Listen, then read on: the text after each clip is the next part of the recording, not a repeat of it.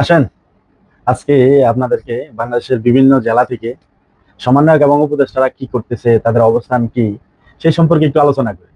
সর্বপ্রথম আমরা চলে যাচ্ছি বরিশালে।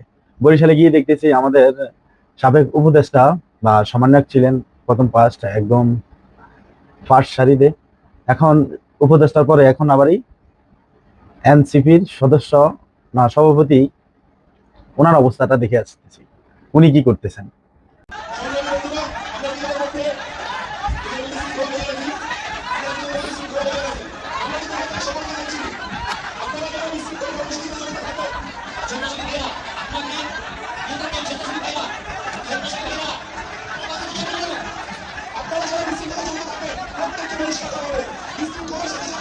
সাধারণ ছাত্রছাত্রীরা বুঝে গেছে, তাদেরকে ব্যবহার করেছে তারা।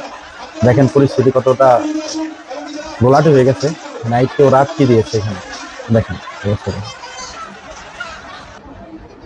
হম আমার একজন স্টুডেন্ট ভাই কি বলে, ওর কথাগুলো শোনেন।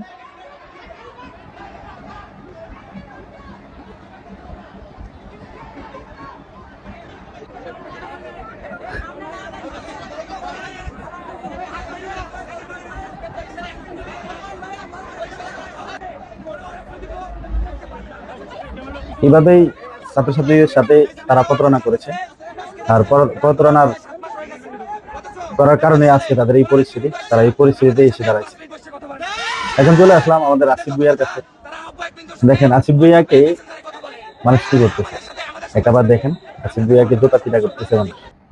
আচ্ছা, আসিফ ভুইয়ার অবস্থা দেখেন। এর পরবর্তী অবস্থানে আমরা চলে যাব মাহফুজ, যিনি বর্তমানে উপদেষ্টা আছেন, তার পরিস্থিতি দেখতে পাচ্ছি। তাকে বোতল মেরে তারা কি কি শুভেচ্ছা জানাইতেছে একটু দেখে আসে। এই বোতল মারার পরে তিনি চলে গেছেন হসপিটালে।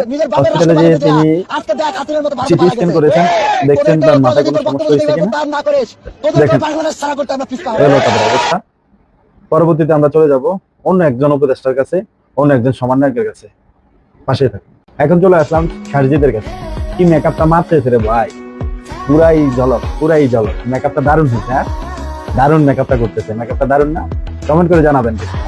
এখানে সাধারণ একজন মানুষ, উনি কি বলতেছে, ওনার কথাগুলো শুনে যান।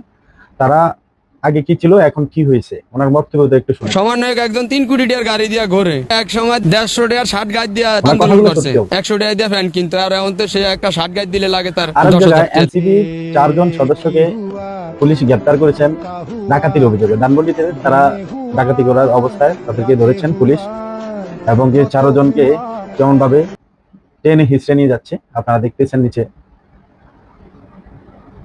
দল বানাইছে অল্প কিছুদিন হয়েছে এনসিপি, তার থেকে অলরেডি প্রথম ফার্স্টে পদত্যাগ করেছেন 3 জন। তাদের ফটো এবং তাদের নাম সহ স্ক্রিনে দেওয়া আছে, আপনারা দেখে নিন। এবং এর পরবর্তী টাইমে এনসিপি থেকে পদত্যাগ করেছে আরো 2 জন, তাদের বিস্তারিত নিচে দেওয়া আছে, একটু দেখে নেন। তো এই হলো বর্তমানে এনসিপি বা সমন্বয়ক বলেন, উপদেষ্টা বলেন, যাকেই বলেন না কেন, তাদের অবস্থা। আর তাদের কাছে দেশ কতটুকু শান্তিতে আছে আর কতটুকু নিরাপদ, আপনার কাছে প্রশ্ন রেখে গেলাম। আপনি সেই প্রশ্নের জবাবটা আমার কমেন্ট বক্সে দিয়ে যাবেন, আর আমার পাশে থাকবেন। ভিডিওটা বেশি বেশি করে শেয়ার করে দেবেন। খোদা হাফেজ।